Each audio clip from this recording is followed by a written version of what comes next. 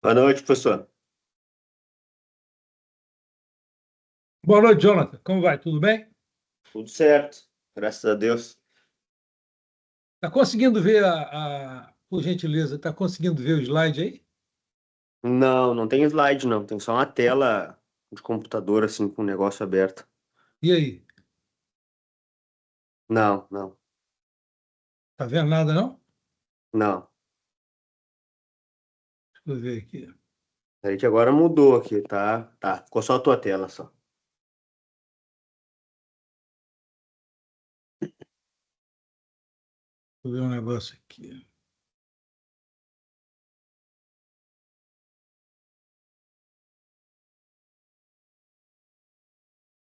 Agora sim, tá o slide, sistema de carburação.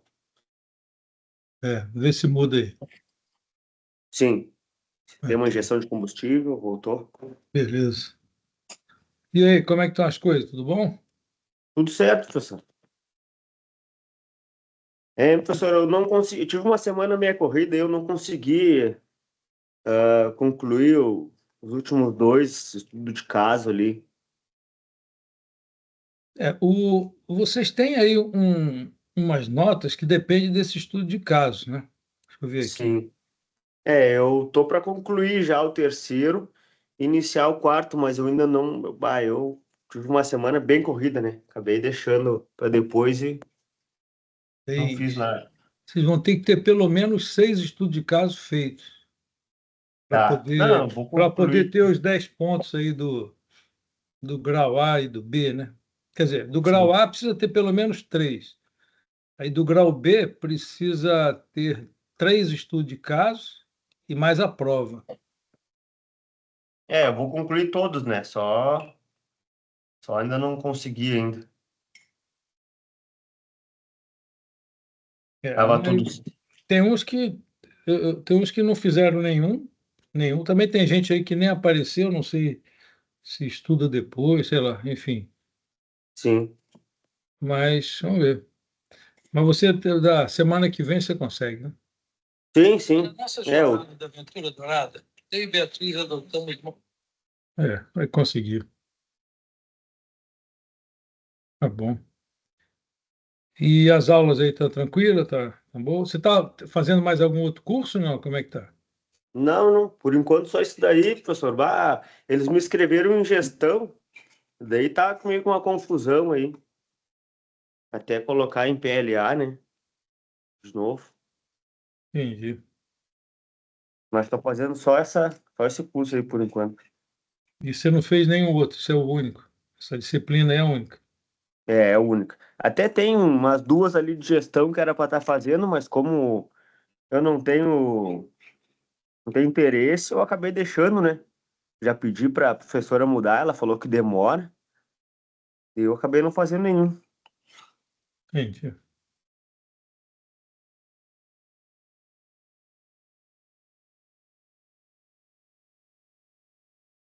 Chegou mais um aí, vamos esperar mais uns 5 minutos, aí a gente começa a aula. Beleza. Sexta-feira é difícil para todo mundo, né? Não sei. Pois é, ainda é feriado aqui hoje. Ah, é feriado aí? É 20 de setembro, né? Rio Grande do Sul. Então não era para ter aula, eu acho, né? Mas é que é no Brasil inteiro, né? E daí aqui, é só aqui, eu acho. Proclamação da República, né? Meio simbólico. Ah, esse feriado aí é feriado aí no Rio Grande do Sul? É só aqui, só. Acho que Tá teve um tendo Semana aviso aqui. Farroupilha. Mas avisaram para vocês se ia ser feriado na aula, alguma coisa, não? Eu creio que não. Creio que não vai ser, não seria feriado, né? Hum.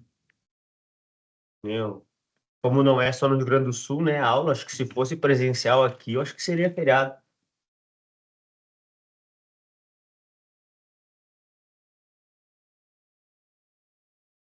Engraçado, aqui diz assim, ó, nós não damos aula quando é feriado estadual, ou seja, gaúcho e nacional. Não temos que deixar, mas temos que deixar uma tarefa, não precisa ser avaliativa, precisamos deixar algo para fazer. Eu estou achando que é feriado aí, viu? Tá? Bom, eu vou começar a aula, já que vocês estão aí, vou dar aula para vocês. e vou colocar o PowerPoint lá e o pessoal assiste a aula pelo PowerPoint, né? Tá bom? Certo? Então, vamos lá. Daqui a Bom, pouco aparece mais alguém aí também.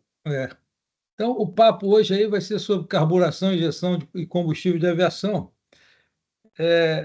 Na realidade, essa aula de hoje, a gente já falou alguma coisa nas anteriores, então quem não assistir agora não vai ter tanta dificuldade não, mas eu vou entrar um pouquinho mais em detalhe, vai ter um novo estudo de caso aí.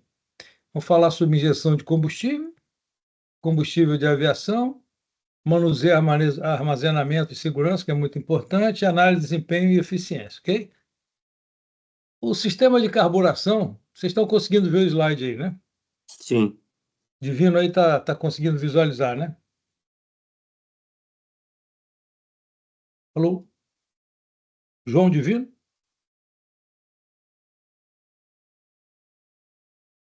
Bom, não sei se ele está. Vou mandar uma mensagem aqui para ele.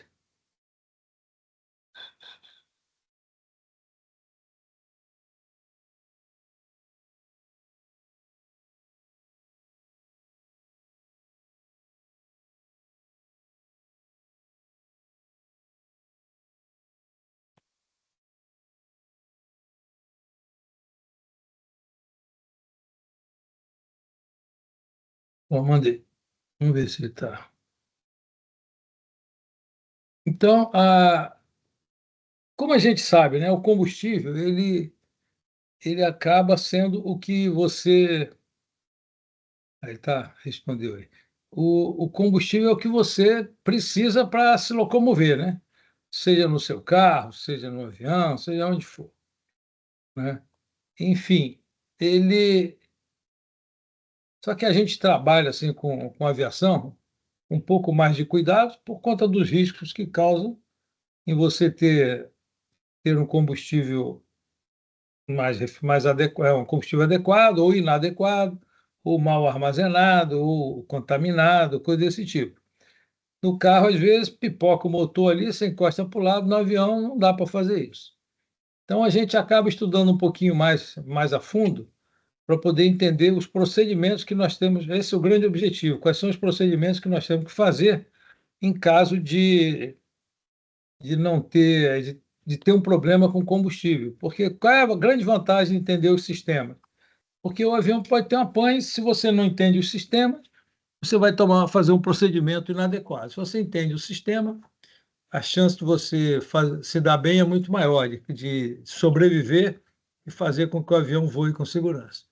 Então, baseado nisso, existem alguns sistemas de carburação que, na realidade, muito semelhantes ao do automóvel, aí a gente já comentou também um pouco lá nas outras aulas, ele funciona baseado na mistura de combustível e ar, né?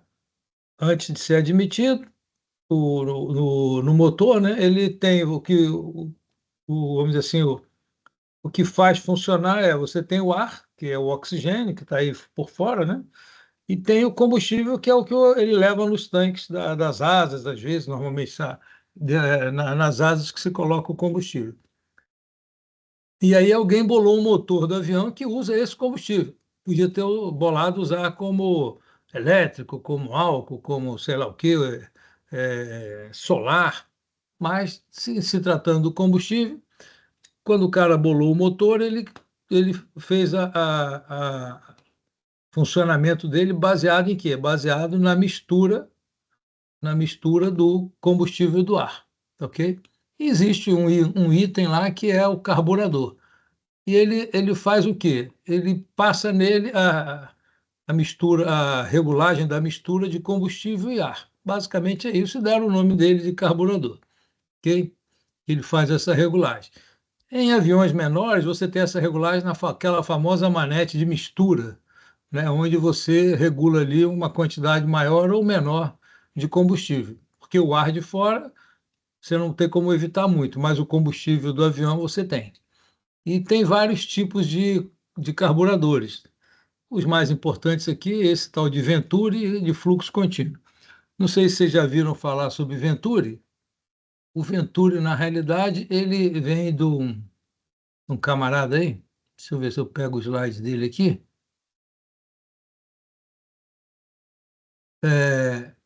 Esse Giovanni Battista Venturi, né? Então ele conseguiu através de fluxo, né, de líquido, né, ou de ar, escoamento de ar, entender como que funcionava o ar numa tubulação, que é esse famoso tubo de Venturi. Quando você tem do lado esquerda para a direita uma entrada de ar e essa tubulação vai reduzindo a distância entre as laterais dela e depois aumenta, você tem aqui para o ar que entra aqui e sai lá, você tem com que ele aumenta a pressão aqui, diminuindo a velocidade, mas para ele chegar igual lá, nesse espaço menor, o que acontece? A pressão diminui, mas a velocidade aumenta. E aí chega do outro lado, subindo a pressão e diminuindo a velocidade. Então, esse é o famoso Venturi. Isso aí vocês vão usar a vida inteira em aviação, para asa, para aerodinâmica, para tudo, tubo de Pitot, tudo isso aí trabalha com tubo de Venturi, tá ok? Que é modificar a velocidade do fluido, né, do ar, e combinado com a pressão, ok? Se você tem uma área mais estreita, vamos chamar assim, você precisa que o ar passe na mesma quantidade, então você diminui a pressão aqui e a velocidade dele aumenta, ok? É o que está escrito aqui. Onde a área é menor, que é essa área central aqui, haverá uma velocidade maior e aí a pressão é menor. Isso funciona na asa do avião também, ok? Então, falando aqui do sistema de combustível, você tem esses de Venturi e carburador de fluxo contínuo. O do Venturi lá a gente vai ver um exemplo que ele de alguma maneira, o combustível passa no carburador e sai para fora com a mistura do ar. Então, aquela quantidade de ar com combustível faz a explosão lá no cilindro que a gente já viu. Okay? Então, ela é esse tipo de Venturi ou do outro faz com que isso seja, que aconteça, que você tenha a explosão do combustível. Deixa eu admitir aqui o divino. Os componentes, né? Inclui o carburador, mistura qualidade, tipo de carburador, carburador e tal, e tem esse famoso de borboleta aqui, que vocês já viram em carro, né? A gasolina entra aqui, tem uma boia, aí tem esses outros nomes, curva constante e tal, mas no final das contas, mistura aqui com o ar que entra, o combustível, aí tem aquele famoso tubo de Venturi, que é o que vocês estão vendo aqui. Aqui tem uma largura, aqui estreita e aqui volta a ter uma largura igual ao anterior, ou seja, aumenta. Então o ar vem aqui com uma velocidade, uma pressão, ele aumenta a velocidade dele aqui, diminui a pressão, depois torna a aumentar a pressão e diminuindo a velocidade. E ele faz com que o combustível saia com essa mistura aqui para o motor, ok? E essa borboleta comanda vamos dizer assim, esse fluxo de mistura, para mais ou para menos. Vocês devem lembrar do carburador, tem a borboleta, ela abre, fecha, é isso aqui, essa borboleta. Então, isso é um tipo de carburador, tá bom? Existe um outro aí que é um pulverizador de marcha lenta, né?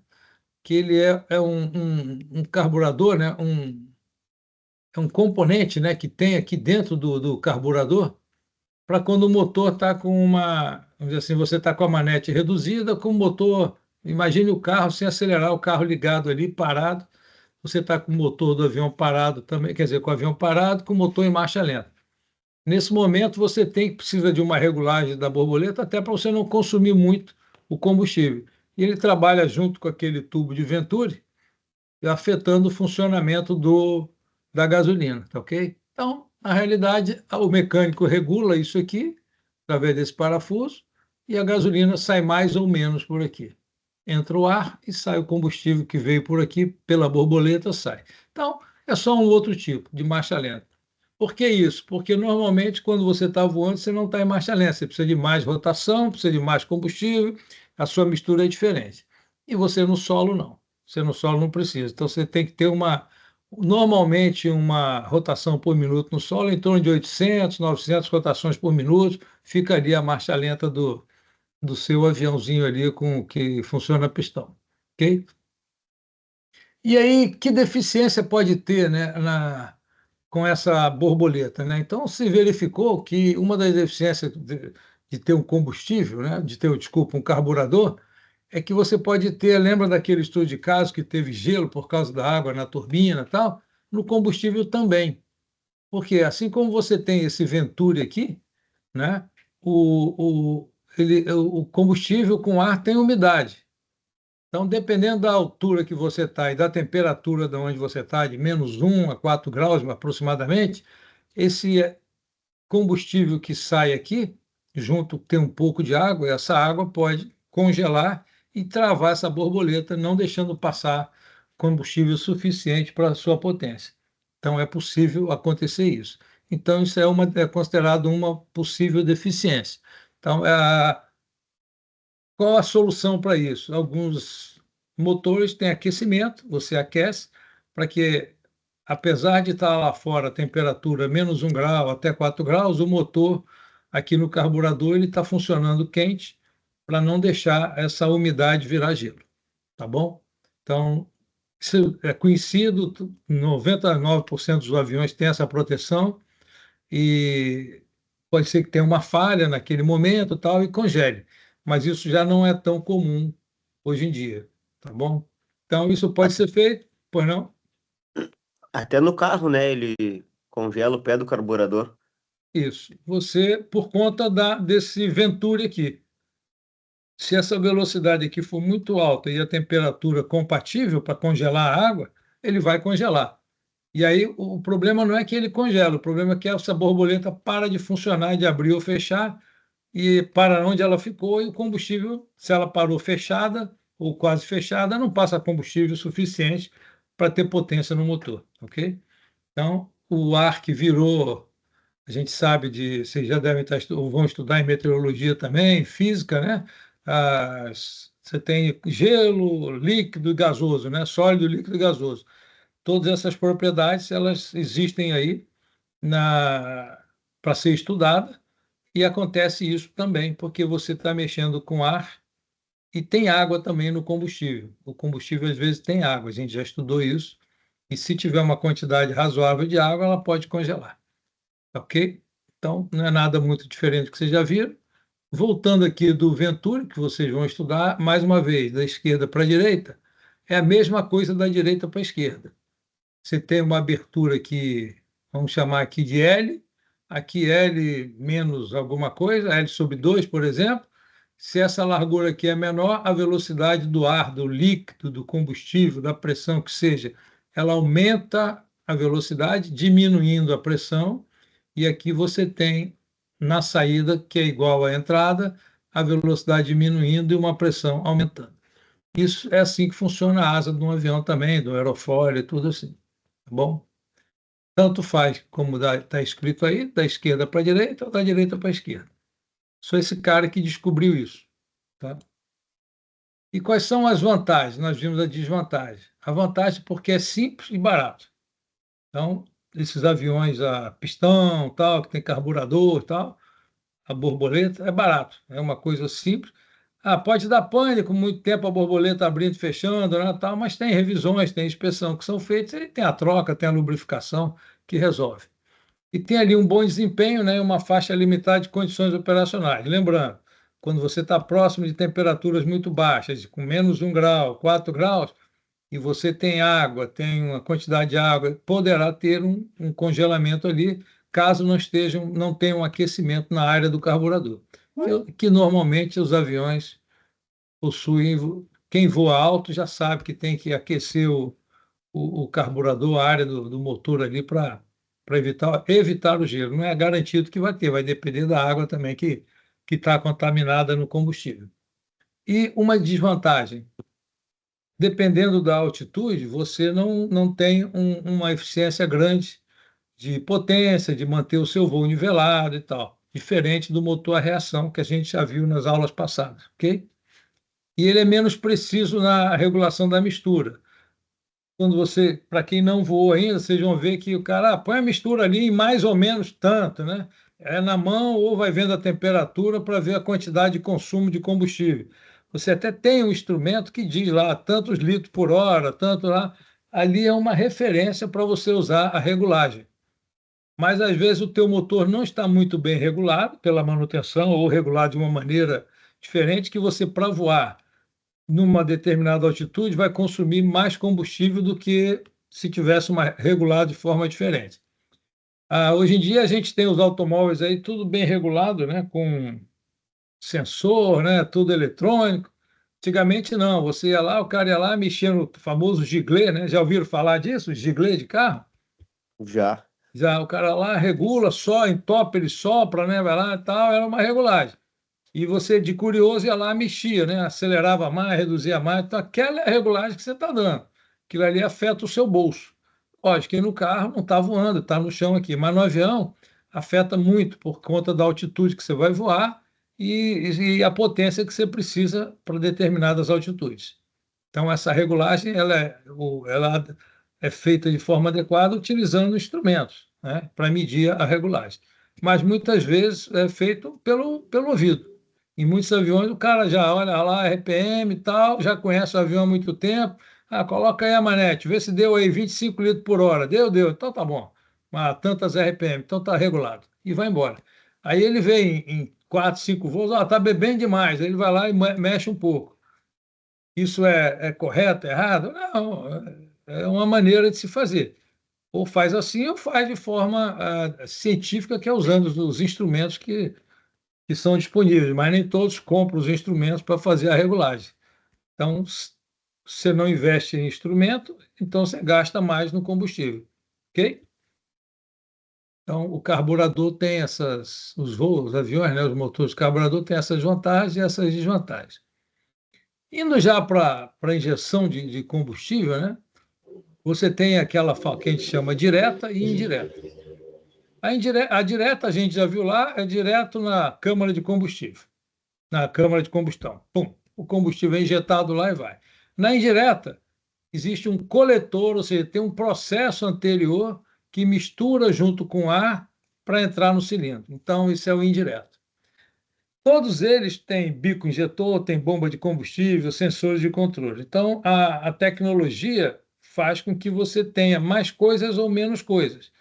Alguns motores, algumas empresas, elas, para facilitar a manutenção, ela tem como injeção direta ou indireta, porque dependendo do seu problema, você só tira uma caixa, troca, vai lá, não precisa trocar todo ou abrir tudo para pesquisar. Você imagina na injeção direta. Para você ver qualquer coisa, você tem que mexer lá na câmara de combustão, tem que ver tudo aquilo. Na injeção direta, às vezes você vê só uma caixa separada, que é o coletor, vai lá, dá uma olhada e vê, não, foi só isso aqui. Aí o custo é menor e pode facilitar a manutenção também. Você já vai direto ou no bico injetor, ou na bomba, ou no algum sensor que pode estar em pane. Quais são as vantagens disso aqui? Você consegue ter uma mistura de combustível melhor, né? Não está regulando o parafuso ali, o giglê na mão, no ouvido, né? E tem, consequentemente, um desempenho melhor, ou o melhor desempenho que o seu motor pode dar em uma determinada altitude, tá? Ou condições. Quando a gente fala de condições, normalmente é altitude, que é pressão, e temperatura. É sempre isso, vocês vão escutar sempre isso. O que afeta efetivamente é a altitude, por conta da pressão e por conta da temperatura. É lógico, tem o vento, vem para a direita, para a esquerda, tal, mas basicamente é volume de combustível, é PV igual a NRT, essa fórmula aí, né? Pressão vezes volume igual a número dos gases vezes a constante lá e o T da temperatura. Então, essa é a fórmula. Então, você mexe, trabalha o tempo todo com pressão e volume. E, consequentemente, você está mais alto ou mais baixo com a temperatura. A desvantagem, que eu não considero desvantagem, mas em relação aos outros, é que ele é um pouco mais complexo, tecnologia é melhor e é mais caro. Tudo que é um pouco melhor, mais estudado, necessita mais engenharia, ela é mais cara. A hora do engenheiro ela é bem valorizada e é cara porque estão projetos, precisa instrumentar o avião. Instrumentar o avião significa colocar fiações, ver instrumentos e verificar tudo o que é feito e comprovado, registrado, para lá na frente você ter o relatório do que foi feito e o que não foi feito e o resultado, a consequência daquelas ações. Então, instrumentar é caro. Qualquer avião hoje em dia, ele, ao ser entregue, ele é caro por conta da instrumentação. também, né? Além de outras peças aí que são mais caras. E você precisa ter alguém que conheça. Não é um mecânico. Ah, você tem a carteira de mecânico, não, ele precisa ter um curso especializado daquele motor, daquele específico avião, né? A aviação ela é bem técnica nesse ponto. Você aprende os conceitos. Eu tenho, por exemplo, o conceito de todos os motores. Não quer dizer que eu seja mecânico de todos os motores. Ou seja, eu tenho carteira de piloto, não quer dizer que eu vou todos os aviões. A gente acaba precisando se especializar ou ter aulas, ter o curso, porque cada avião tem uma característica diferente do outro, né, de uma maneira geral. Ok? A engenharia, ela, ao evoluir, ela cria novos sistemas que você precisa se atualizar. E a complexidade dos sistemas faz com que, por exemplo, o piloto ele seja hoje um gestor. Ele é um gerente dentro da cabine. Ele vê numa caixinha, ele vê vários instrumentos, vários sistemas elétrico, combustível, o que você imaginar de sistema ali hidráulico, ele está vendo e acompanhando e vendo como um se relaciona com o outro e se está dentro dos limites. Então, ele é um gestor ali. Tá?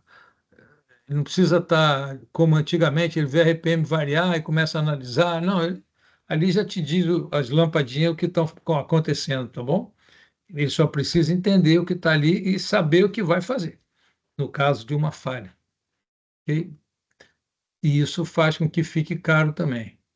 Uma outra desvantagem aí da carburação, né, da injeção, melhor dizendo, é você ter uma menor eficiência, né, do carburador em altitude e condições de voo, que a gente colocou. Agora, o carburador de injeção, ele é um plus a mais aí do que o carburador convencional.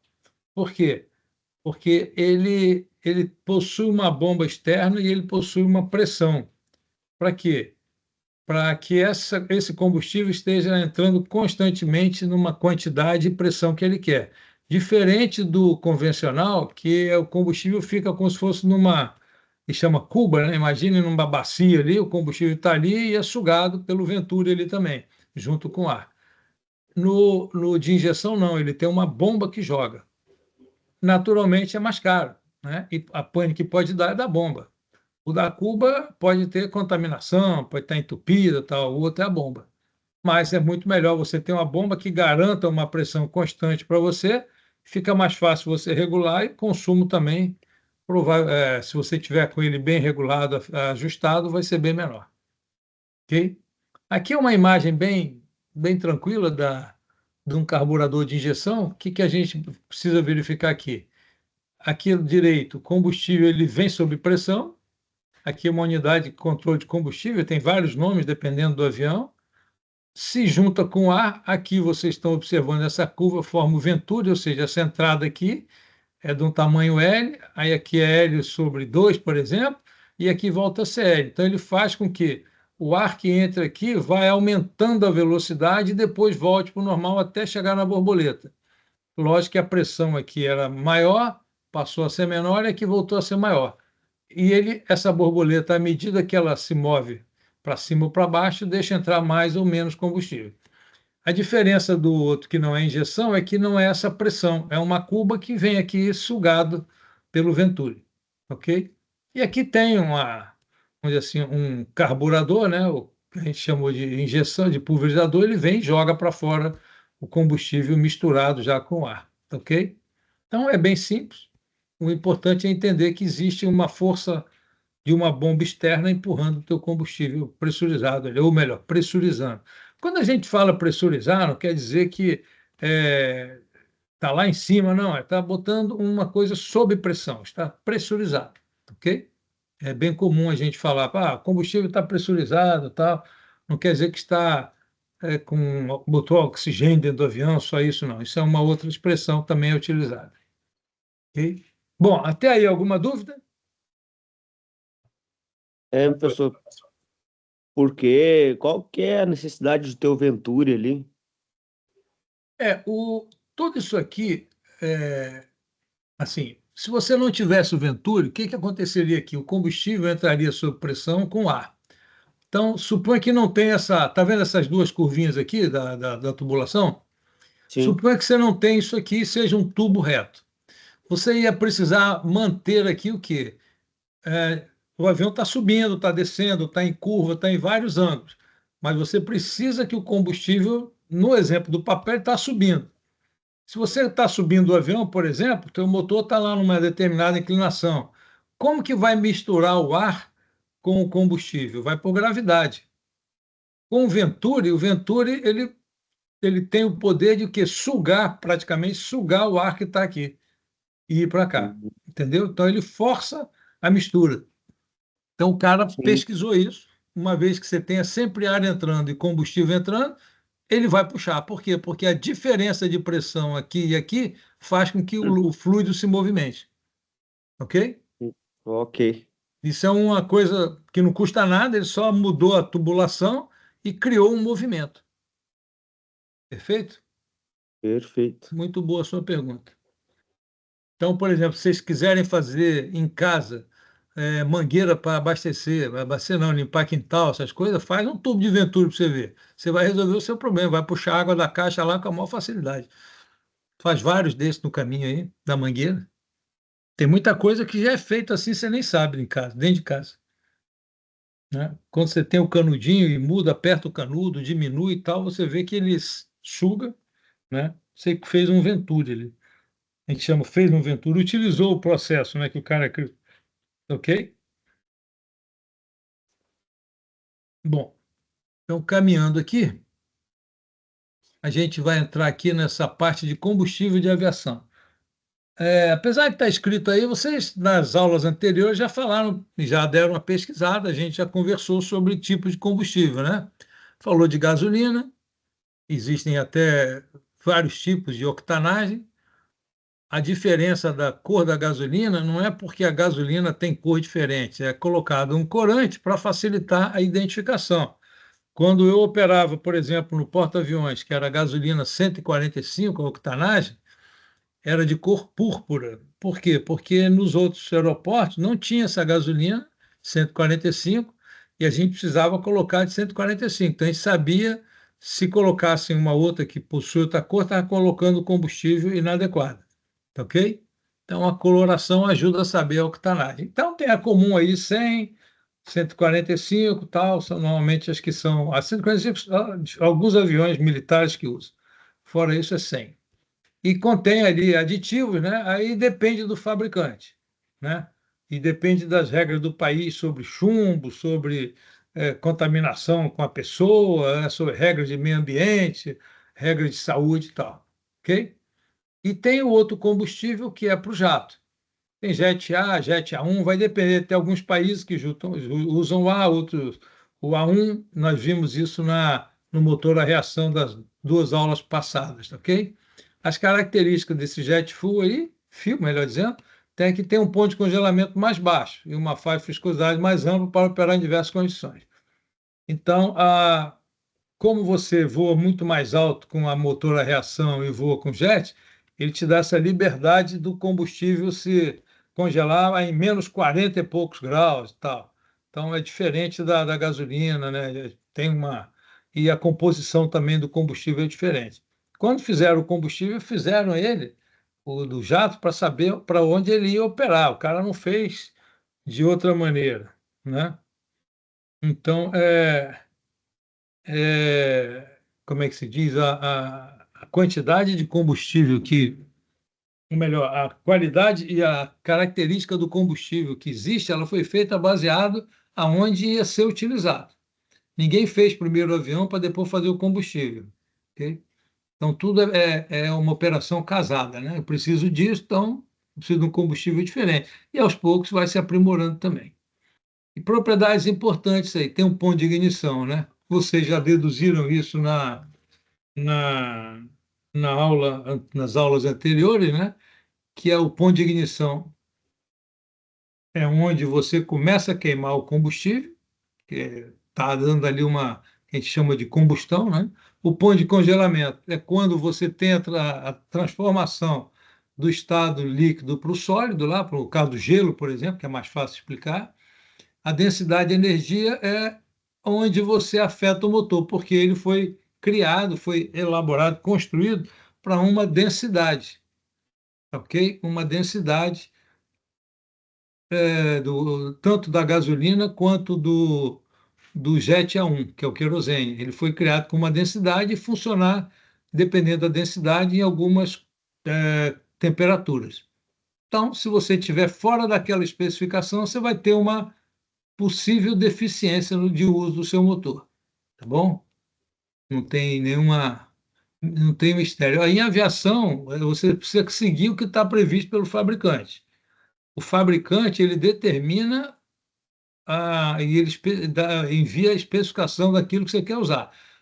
E com carro é assim também. Vocês já devem ter carro aí que usa óleo mineral e óleo sintético, não é já? Ou não?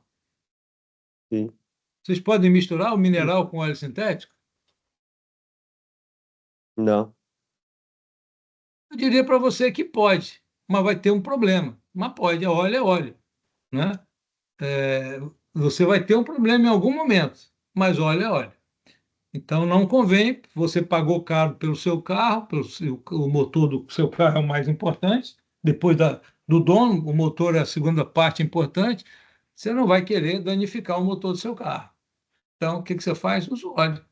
E se o teu carro não consome óleo, não, tem carro aí que consome muito óleo, ele, em teoria, só vai ficando usado, sujo, sujo, sujo, sujo. Então, o sintético tem aí uma teoria de que ele se preserva por mais tempo, 30 mil quilômetros, o outro é 10 mil, e avião é a mesma coisa, só que o avião ele consome óleo.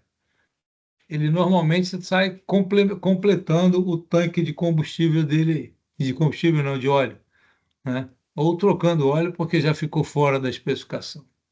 De tanto você completar, você acaba nem trocando o óleo todo, né? Você acaba sempre colocando óleo novo. Mas tem um prazo igual carro, como é que se diz? Igual carro para você trocar o combustível, o filtro, o óleo do motor e tudo isso, ok? Segurança no abastecimento, o melhor, desculpa, a inspeção dos equipamentos. Toda vez que a gente fala de combustível, a gente precisa se preocupar que ele é o combustível, como é que eu vou dizer para você? Ele é um acidente em potencial, né? Se ele começar a se mexer com uma ignição e um ambiente, ele acaba, como diz aí, pegando fogo, né? Você não apaga fogo com combustível, você usa ele para manter o fogo. E dependendo de onde está, você piora a sua situação. Então você precisa sempre inspecionar o quê? As mangueiras, ver se não tem vazamento, porque se você tiver uma centelha ali próxima, tal, você pode iniciar um incêndio no seu avião ou no piso, né, onde ele está vazando, né? Eu pousei uma vez num porta-aviões, o trem de pouso quebrou e vazou combustível e ao mesmo tempo teve atrito. O porta-aviões é de aço e o atrito do avião fez centelhas e pegou fogo no porta-aviões, na parte de cima do convô do porta-aviões, e pegou fogo no avião também. E o combustível continuou jorrando e você viu o combustível incendiando para trás, para frente, para um lado, para o outro, à medida que o navio balançava, aquele mar de combustível ia também se movimentando. Então, as mangueiras é importante serem verificadas e a qualidade também dele, porque a qualidade é diretamente ligada à potência, ao uso do seu, do seu motor, do seu avião, nas características que você quer, na qual ela foi iniciada, né? Foi instrumentada, vamos dizer assim, foi certificada. Você precisa, para atingir um nível tal, na velocidade tal, combustível com aquelas características. Se o combustível não está, pode ser até que o motor até nem funcione, ok? E aí a gente chama uma outra parte, depois dos procedimentos, que é o que a gente sempre vai pensar, que é a segurança durante o abastecimento. Você já deve ter visto, faz fio terra, você não dá partida em GPU enquanto está abastecendo, ele já pode dar a partida antes, mas não no momento do reabastecimento, tem uma distância adequada para ficar, tal, as pessoas também, o carro que reabastece, ele tem que estar livre na frente, caso aconteça alguma coisa, ele sai sem ter nenhum obstáculo, né? Você não pode ter fonte de ignição, se vocês entrarem em avião de passageiro, os comissários estão soltos, eles pedem para os passageiros também não apertarem os cintos enquanto está reabastecendo, porque pode ter um incêndio, você sai rápido do avião. Então, e não usar celular, não acender fósforo, né, cigarro, essas coisas, não fumar. E tem todo um cuidado para evitar a faísca e chama. E tem os equipamentos de proteção, que são os famosos EPIs, que para usar, para abastecer ou ficar próximo, você precisa ter esses equipamentos, ok? São obrigatórios. Existe também um dinheiro a mais aí para quem trabalha com essas condições inóspitas aí, ok? Vocês devem saber bem isso aí na segurança do trabalho. Vocês vão ver que se você trabalha próximo a combustível, trabalha em lugares que tem que subir e descer, tal, você tem aí uma ajuda de custo aí para não vai minimizar o seu risco, mas é como se fosse uma compensação por estar arriscando a sua vida ou se contaminando, porque ao cheirar o combustível você está jogando um elemento estranho para dentro do seu pulmão, né? Você provavelmente vai viver menos do que outros que não estão contaminados. Ok? Depois desses APIs aí, né, a gente foca um pouco aonde fica o combustível. O combustível ele precisa estar dentro do avião para você utilizá-lo no deslocamento do avião. Então, eles são armazenados em tanques. Normalmente, esses tanques eles ficam, utilizam-se as asas para esses tanques. Tem aí, lógico, como eu falei, o Concorde tinha combustível atrás, para frente e tal, para modificar o CG dele, o centro de gravidade, mas normalmente estão nas asas que ficam os tanques de combustível. E aí tem vários nomes, tem tanque central, tanque de ponta de asa, tanque auxiliar, tem vários nomes que se dão, dependendo da complexidade da aeronave. Ok? E todos eles funcionam igual para qualquer avião. Ele precisa ter dreno, ele precisa ter ventilação, ele tem. Se você sobe, tem pressão menor, pressão maior, o que eu faço? A pressão vai tender a puxar o meu combustível de dentro do tanque, vai tender, aí eu tenho que ter válvulas que fecham, não deixam sair, coisas desse tipo, que são características de modificações de pressão atmosférica. E mais a tal da manutenção. Antes teve um estudo de caso, vocês lembram do estudo de caso da contaminação do combustível? Sim, E teve um gelo aí? sim. Teve, né? Que não drenava. Então, você tem, ao não drenar o combustível, seja ele querosene ou gasolina, você tem um combustível dentro do tanque contaminado. Ele contamina o tanque e o próprio combustível que está lá. E esses fungos, essas partes nocivas, elas vão entupindo os filtros e prejudicando o desenvolvimento de potência do seu motor, ou até entupindo os filtros, não deixando passar o combustível adequadamente e o seu motor para. Então, é sempre bom fazer a manutenção que é prevista dentro das inspeções de qualquer empresa aérea, existe essa condição de fazer a manutenção, ok?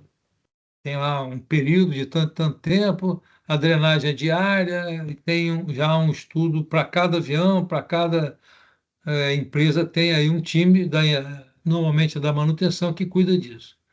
E tem o controle da temperatura, eh, você precisa ter aí um controle adequado, porque, como a gente falou, ela tem o seu ponto de congelamento, tanto a gasolina quanto o combustível, o querosene, por evaporação que seja, né, a gasolina e o combustível, ele pode congelar.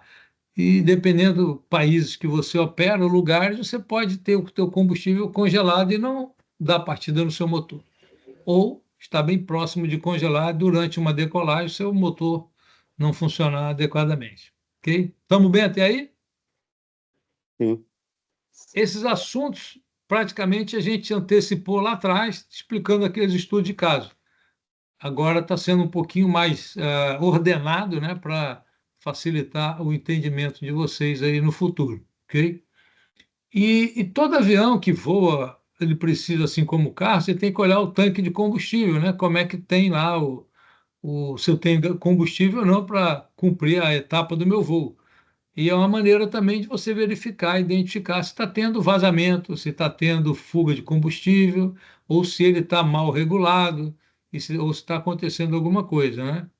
E para isso você, durante o voo, acompanha, você sabe que o seu avião, por fábrica, conforme o fabricante, ele consome tantos litros por hora, tem lugares que chama litro, outros libras, outros galões, dependendo do país, aí ele usa um recurso, né? Uma métrica, né?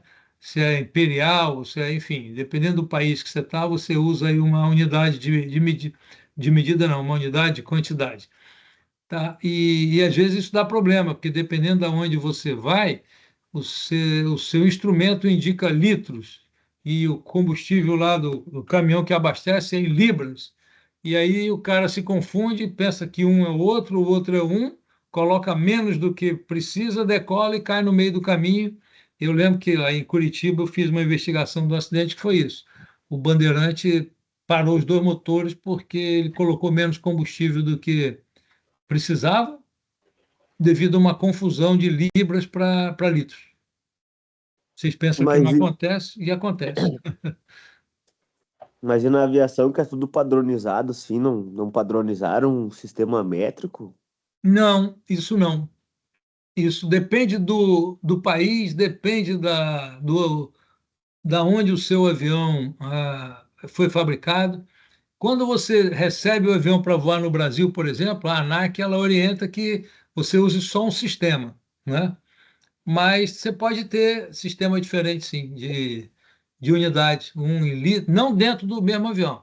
Tanque direito, um, esquerdo, outro, não. Tudo igual, tudo é litro. Mas o cara que te abastece, da Shell, da Petrobras, ele pode usar libras ou quilos, entendeu? E aí você vai ter que fazer conta lá para saber a conversão de um para o outro. É, são poucos os casos que tem essa diferença, mas se o seu avião é de um país diferente do outro, provavelmente, se você voando para lá, você vai ter que fazer conta, ok? Vai para a Europa, é uma conta diferente aqui da América. Então, existem problemas que você vai ter que conviver, é, características que você vai ter, que a gente tem que conviver, ok? Sempre Professor, atento, então, nisso.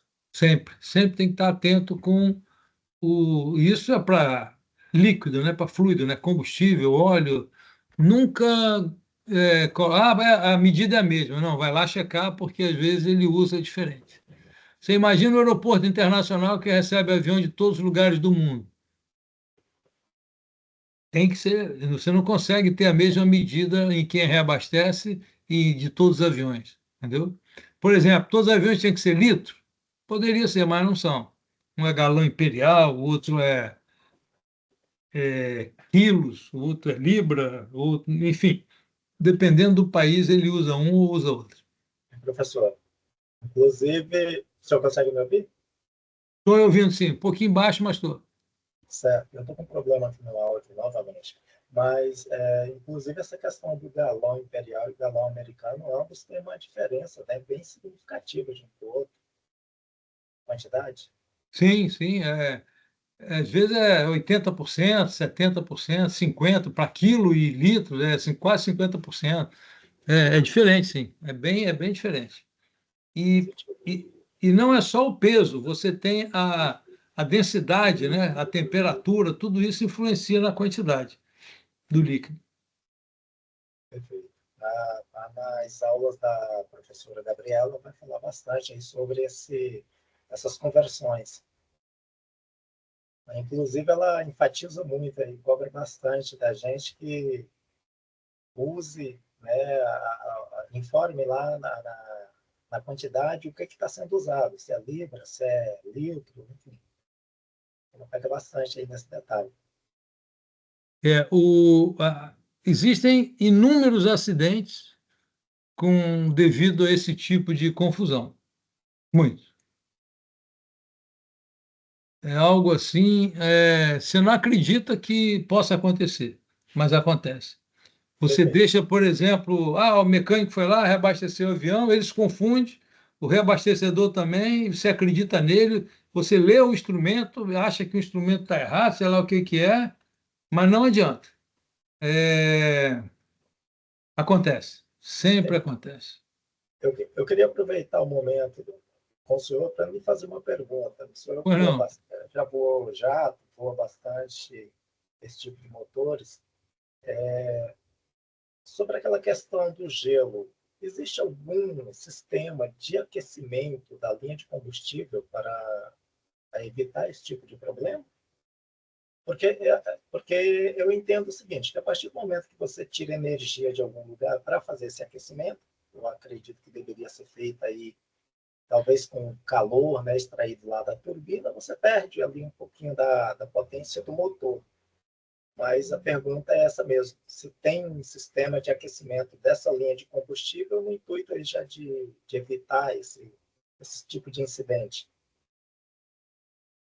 Você tem, inclusive, acidentes aí daquele, acho que é o da Índia, lá, o 801, voo 801, que acho que foi suspeito que foi um fio desencapado que passava pelo tanque, que pegou fogo, explodiu o avião, tal, tal. Você tem, toda vez que você trabalha, você falou bem, na natureza nada se cria, né? Tudo se copia, né? Não, tudo se transforma. Se você precisa de energia em algum lugar, seja ela em forma de temperatura, que é calor, né? Ou empuxo, tal, você tem que tirar de algum lugar. E o avião, tirando os aviões elétricos, né, de outro tipo, vamos falar de avião a reação ou combustível, né? Querosene ou combustível. Você tira do seu motor a energia que ele produziu. Então, você vê lá dentro daquelas turbinas que nós mostramos, tem aqueles estágios. Então, em algum estágio daqueles, sai uma temperatura adequada, uma tubulação com uma temperatura adequada para ir para algum lugar que precisa daquela temperatura. No caso, por exemplo, de avião, que tem na bordo de ataque das asas, que é o bode de ataque, vocês devem saber, a frente da asa e o bode de fuga, a parte de trás. Então, você infla aquela parte, a gente viu isso aí numa aula. Quando você infla aquilo, se tiver o gelo ali, ele quebra, né? Ou ele não deixa. Mas ele também tem a forma de aquecer. Ele aquece aquela borracha. E esse calor vem da onde? Vem do motor. Vem de um estágio do motor, entendeu? É tirado de uma. Vamos resumir aqui: uma tubulação que sai do motor e vai para lá. Não tem mágica. Então, agora, mas se eu tiro ali um calor daquele motor, você bem que colocou. Pô, então eu vou perder potência. Vai. A sua potência vai ser. Para não perder, o que que você faz? Você aumenta a tua manete lá, vamos chamar, a sua borboleta lá abre, você usa mais combustível. A diferença é essa. Porque quando você está em voo de cruzeiro, você não está na máxima potência do motor. Então, se você tem gelo, você tem que aumentar provavelmente a potência para poder ligar, mandar esse aquecimento para lá, porque ele vai estar consumindo mais.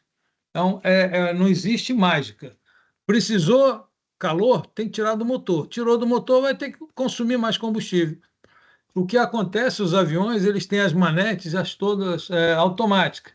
Ele vai regulando, o piloto nem mete a mão mais na manete. Ele ligou lá o de-ice, ou anti-ice, que seja, depende do que ele está utilizando.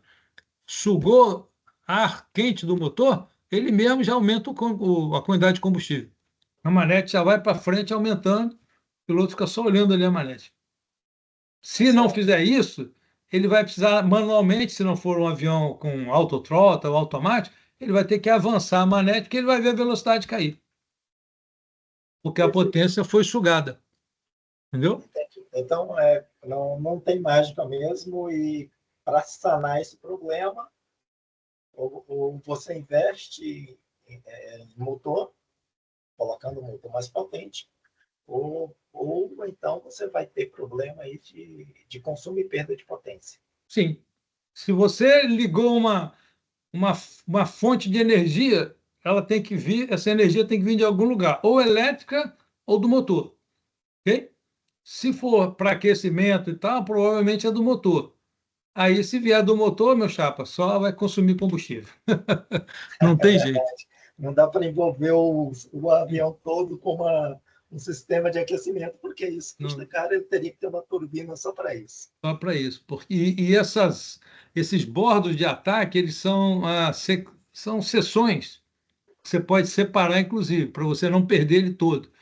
Eles são sensíveis, você não pode, até por problema de fogo, essas coisas, né? Você precisa ter um controle muito bem feito de vazamento de combustível, de aquecimento, de ar, porque ele pode, às vezes, ser cortado e ter uma fuga de ar ali, e a fuga do seu motor, de ar do seu motor. E aí você isola aquela área ali. Normalmente a asa inteira é separada em vários setores, para você não perder tudo de uma vez, né? Então ele separa a parte interna, a parte externa, tal, parte central e a parte externa, Certo. Muito por bem projetado. proteção. Ok? Perfeito. Beleza. Então o combustível ficou assim na parte do monitoramento. Assim, é uma forma simples de dizer, mas ela não sendo feita, não sendo realizada de forma adequada, você tem aí inúmeros acidentes que aconteceram por não cumprirem aí essa. Vocês já devem ter visto em estrada vários caras abastecendo o carro com um tanquinho lá, né? Esse cara também, ele não abasteceu o carro por algum motivo, o carro parou, né? Não tem jeito, tem que arrumar gasolina lá para ele.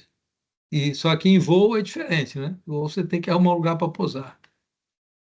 Aí tem aí o desempenho e eficiência, já está chegando para o fim daqueles itens lá, né? O 7.5.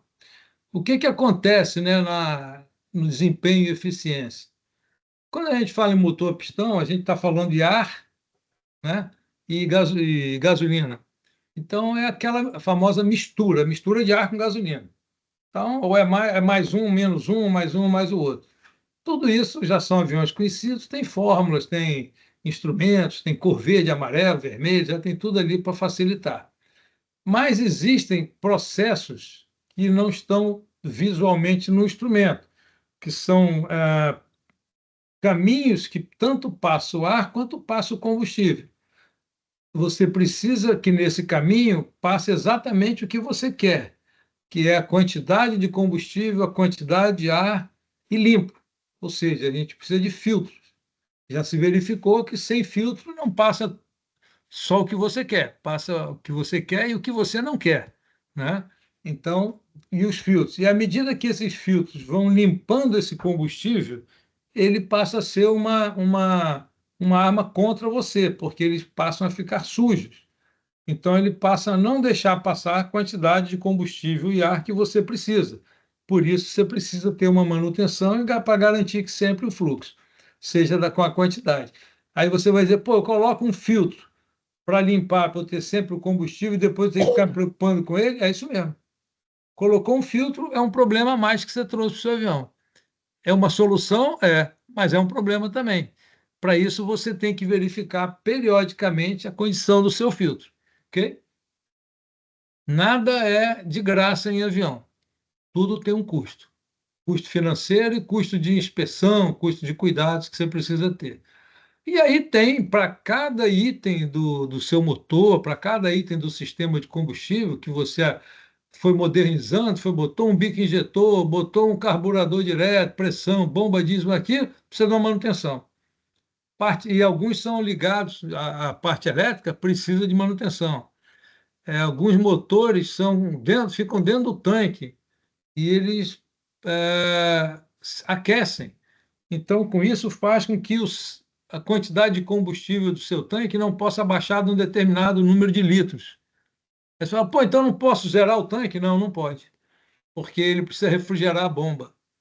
Então, são características que cada avião possui, ok?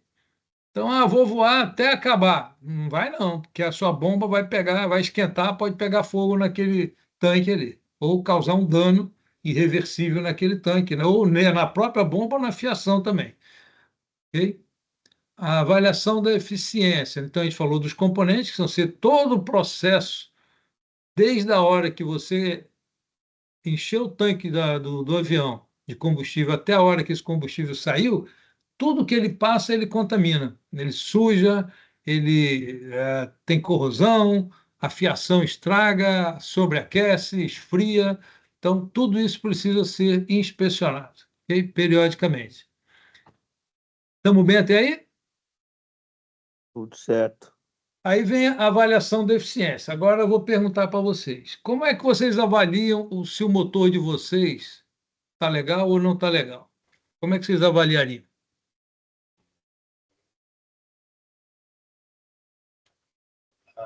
Vai ser o primeiro exercício aí entre vocês aí, que eu vou pegar um copo d'água e vocês treinam aí, ok? Certo. Mas aí já Oi, Jonathan, boa noite, tudo bem?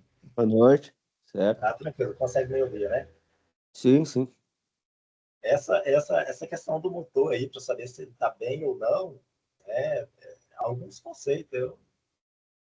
A gente teria que avaliar isso aí com base no motor pistão, né, que é mais conhecido, pelo menos para mim, é o que eu tenho mais familiarização com ele. Esse Sim. motor ele vai ter, você vai perceber a perda de rendimento dele. E aí ele vai começar a apresentar outros problemas também, que são fumaça, né?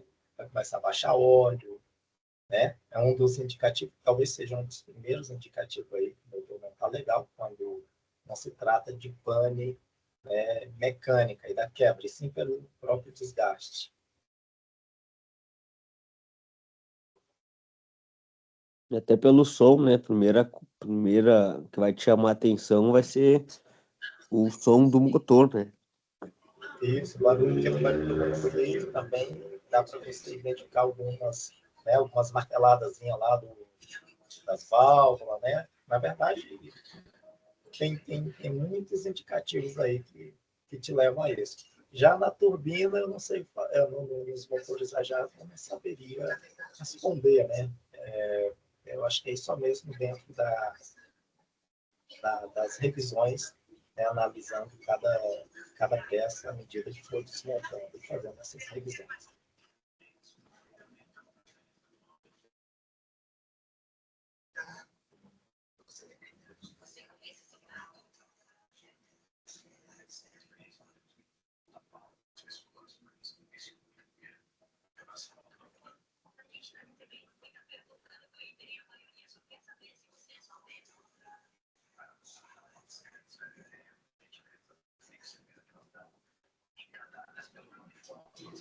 Bom, então olha só. Existe a forma primitiva de você avaliar a eficiência, né? Você pode avaliar, alguém falou aí pelo barulho, visualmente, né? Quando é um avião aéreo e tal. O jato já não dá para fazer assim. E existem os registros, né? Que a gente faz com o piloto ou com o mecânico, tal. No dia tal, temperatura tal, o motor estava com RPM de não sei quanto, com tanto de combustível, no nível tal, e vai dizendo, né? E ali ele gera uma curva e vê o consumo do combustível, como é que foi o consumo do óleo, ok? É lógico que dá um trabalho, antigamente nem Excel tinha, o cara tinha que fazer na mão, hoje mesmo assim no Excel dá um trabalho grande. E existem os aviões mais modernos, que as famosas caixas pretas aí, né, que vocês já ouviram falar, que ali te dá informação de consumo, de potência, né, de consumo de combustível, de quanto de altitude estava, de temperatura, pressão, te dá tudo. E esses relatórios, eles te mandam, te enviam, você coloca, vamos dizer assim, limites, e toda vez que chega próximo de um limite de temperatura ou de número de que você queira de pouso, tal, ele te alerta. São as famosas exceedance, né? Ele te avisa. E o analista disso, quando eu estava nas empresas, eu sempre fui o analista disso, no caso da manutenção, é o MOCA, né, que chama. A manutenção avalia a condição do motor baseado nesses relatórios, ok? No FDA, no Flight Data Monitoring. Ele vai acompanhando a condição do perfil do motor, o perfil do piloto, se está consumindo mais ou menos, do avião, né? Se está consumindo mais ou menos. Então, faz um cross-check por ali. Isso já são coisas modernas. E os mais modernos ainda, ele fica constantemente mandando informação em voo para o pessoal para a engenharia de terra. O pessoal de engenharia avalia como é que está a condição do motor. E ainda alerta o piloto, olha, esse motor aí pode te dar um problema em meia hora, em tanto tempo, tal. Então, a eficiência hoje já está nesse pé. As famosas espaçonaves, né, que o cara fica lá na base de Houston, né, não sei se já foram em alguma base dessa, aquilo é real. O motor é todo registrado, vai mandando os sinais, para dizer como é que está a temperatura disso, como é que está o consumo, todo. Imagine um avião todo com chip, todo chipado, ele manda tudo quanto é informação, ok? Então, é uma forma de você avaliar a eficiência dele, beleza? Bom, então vamos caminhar aqui. E aí, a matéria em si não tem grandes novidades, só coloquei mais ou menos não, coloquei em ordem o que a gente tinha estudado, né? Já tinha antecipado bastante coisa e temos um estudo de caso novo. Então, quem está aí é o Jonathan. Lê aí, por gentileza, aí, o problema. A aeronave, a aeronave era um bimotor que estava previsto aterrissar no aeroporto Venque Pousa. Conforme planejado, a aeronave foi reabastecida com Avegás, que estava em alguns galões de combustível próximo ao hangar. Durante o voo de cruzeiro, o motor 1 começou a falhar. O comandante solicitou emergência, retornando para o aeroporto Venque Pousa. Após uma inspeção externa, se verificou que havia chovido intensamente nos últimos 10 dias e que os galões de combustível eram armazenados fora do hangar em céu aberto. Ok. Aí, o próximo passo, vocês vão fazer essa contextualização, beleza? Vou facilitar desse daí e dizer o que a gente evidenciou, que fatos foram, né? A aeronave realizava voo normal, o piloto realizou a inspeção pré-voo para a decolagem, ele fez a inspeção, o mecânico realizou a inspeção do pré-voo, a informação de rotação dos motores estava dentro da normalidade, e após o último voo não se observou, o que antecedeu esse, né? Dele, não se observou falha de motor na aeronave. Então agora eu vou dar 5 minutinhos aí para vocês três baterem um papo sobre esse caso aí, ok? Ok.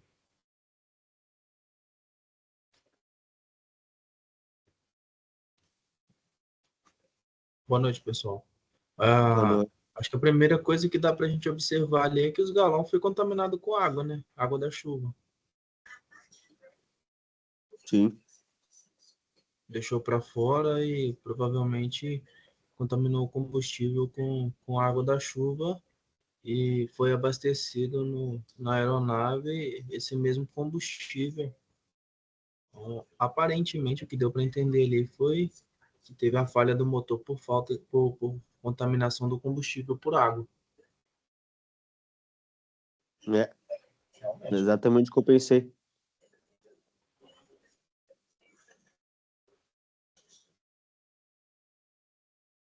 A aeronave bimotor, provavelmente o motor a pistão, a gás é gasolina, correto? Isso aí. E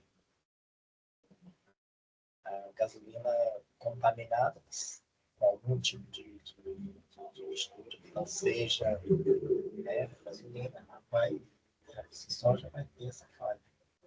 E a água torna ainda mais a queima mais deficiente, né? Então, combustível aí já é um fator bem indicativo aí dessa campanha desse motor.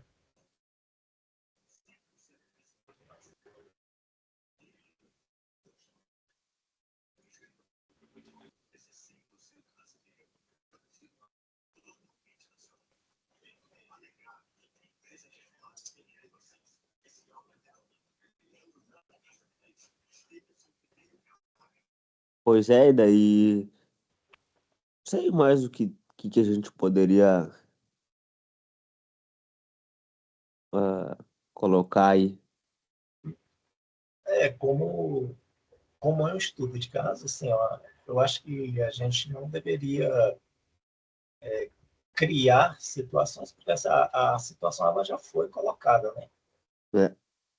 O combustível estava armazenado inadequadamente, né? Em galões. Isso aí é comum, de fato, acontecer nessas regiões aí mais afastadas dos grandes centros. Ela tem combustível armazenado e armazena de qualquer jeito, né? E combustível ruim é problema na certa. Em qualquer motor, seja no carro, seja numa aeronave, vai apresentar assim, esse tipo de falha.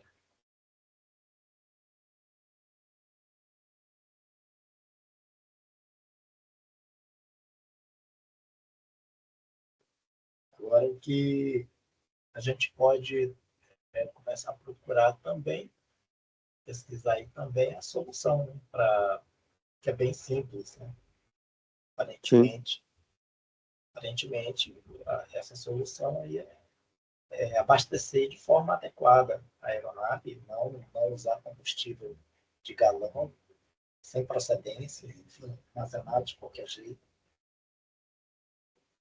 Ou armazenagem, né? Armazenar ele de forma correta, não deixar ele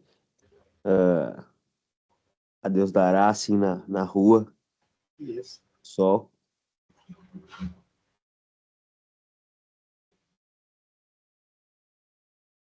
E o combustível do galão, às vezes, vai ter que botar em galão e deixar em algum canto aí, dependendo da situação, aí tu não vai ter um sistema, um equipamento aí, tu vai ter o galãozinho só. E armazenar o galão, pelo menos num lugar coberto, né? Lugar fechado, assim, fora das. Exatamente. Inclusive, a gente, depois eu vou até perguntar para o professor se, à medida que o combustível fica armazenado lá, ele está perdendo gás. Com isso, também deve perder qualidade desse combustível, né?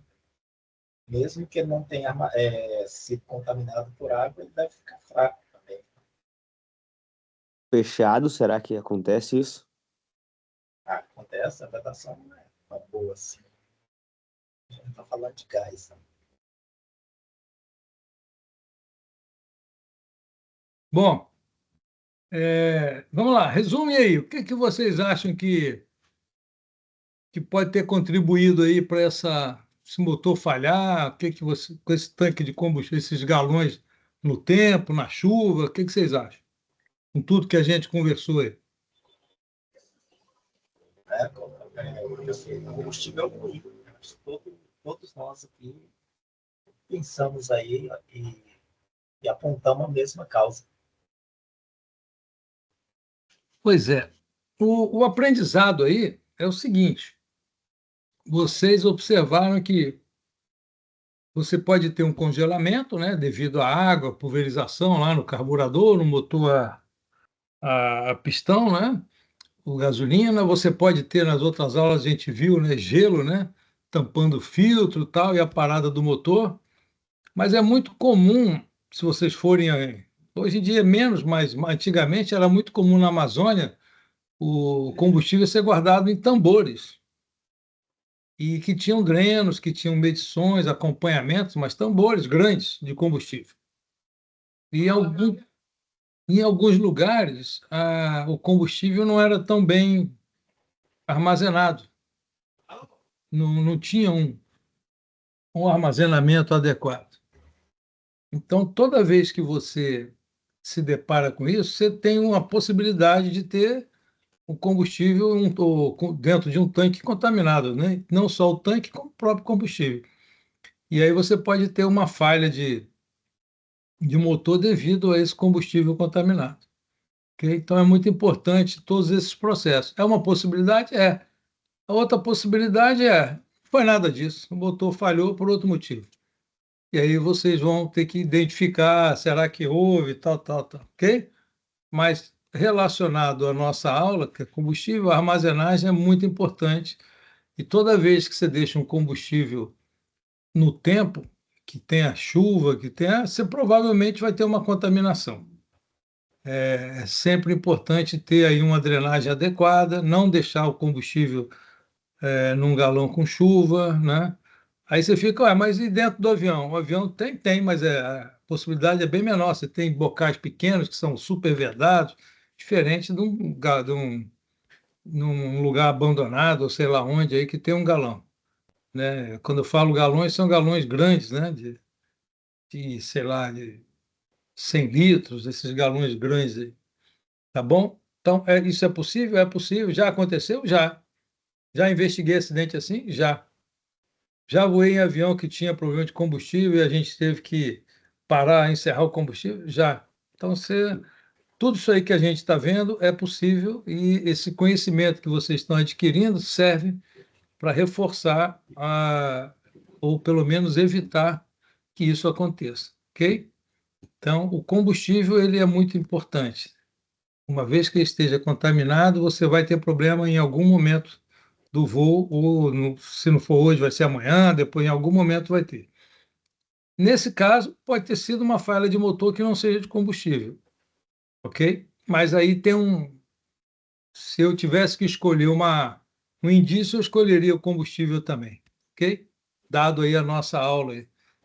Lógico que precisa ter uma avaliação mais completa, tal, mas o combustível tem um grande ponto aí, né? Você ter combustível armazenado e guardado debaixo de chuva. Não é natural, né? Não é para ser assim. Existem regras, depois vocês vão estudar regras, né?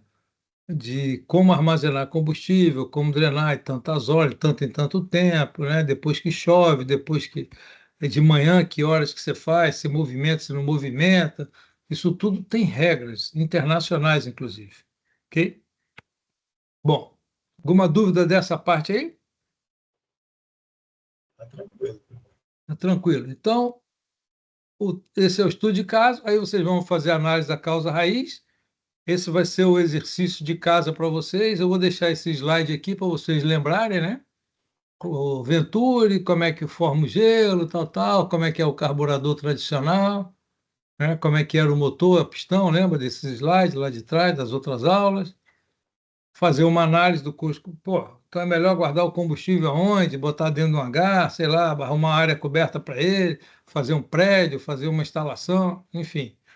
E as recomendações também, baseado nas análises, ok? E como que vocês implementam se for escolher a parte de combustível, tá? E o que aprende com tudo isso, ok? Então, pessoal, considerando aí a possibilidade não, hoje é feriado aí no Sul, o exercício está aí, vou colocar no sistema, e a turma que não assistiu, na outra semana eu faço um overview aí rápido, porque tudo isso aí vocês já conhecem, tá ok? E fica aí esse estudo de caso a mais para vocês apresentarem para dar nota para vocês, tá bom? Só lembrando, então vocês têm que ter aqui, deixa eu ver como é que ficou aqui. Eu não decorei, mas são para o grau A tem que ter pelo menos 3 estudos de caso, para o grau B pelo menos 2 estudos de caso, ok? Então, no total, vocês têm que ter 5 estudos de caso feitos. Tá? Certo. Então, quem não fez aí, quem fez, está bem, eu não sei de cor, mas teve alguns que não fizeram, outros que fizeram. E aí fica mais um. Para quem já fez muito, esse aí é um a mais. Para quem não fez, faça. O Charles, quer falar alguma coisa aí, Charles? Ô, professor, no caso do prazo do estudo de caso, o terceiro que eu fiz acusou lá que parece que estava atrasado, mas estava dentro do dia ainda. É igual o de hoje. Tá com Não, prazo até eu não hoje, à coloquei, meia-noite. eu não bloqueei nada, tá? Ah, tá. Tá valendo, Tá, então. tá, a nota, aquele que está lá, eu corrigi, eu dei a nota, ok? Entendi. Não tem, eu Tá não certo. bloqueei nenhum, não, ok? Tá. É porque eu fiz os 3 e vou fazer o de hoje também. O quarto, não, os 4. Esse aqui já é o quinto, né? Esse já é o 5º. É, O quarto eu vou entregar hoje. isso. Tá Esse é certo. esse é o da aula 8. Tá certo. Beleza? Obrigado. A aula Tu foi deu a nota, rápida, né? mas já está com conhecimento ordenado, vamos dizer assim, tudo aquilo que a gente veio conversando. Depois a gente, na próxima aula, fala de um outro sistema, também não é nenhuma novidade, mas vai estar mais ordenado para vocês, tá bom? E aí, de novo, como eu sempre faço, como é que foi a aula? Tranquila? Ruim? Como é que foi? Jonathan, diga aí. Ah, boa, professor. Tem muito o Beleza. que dizer. Segue o mesmo padrão de todas aí. Beleza. João Divino, como é que foi para você a aula? Muito boa, professor. Abordou esse tema aí que a gente vai ficando desatualizado, né, sobre carburador, sobre injeção, né, o que um faz, o que o outro tem de diferente, né? E muito boa. Charles, como é que foi, Charles, para você a aula? Muito bom, professor. Cheguei um pouquinho atrasado porque eu estou no trabalho, mas, como sempre, muito dinâmica.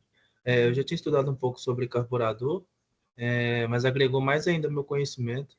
Muito, muito boa mesmo. Bem dinâmica, ajudou bastante. Então tá, pessoal, um bom feriado aí para quem está de feriado, para quem não está, um bom fim de semana. Sexta-feira a gente volta aí. Um abraço. Até a Tá próxima. bom. A todos. Valeu. Tchau. Prazer.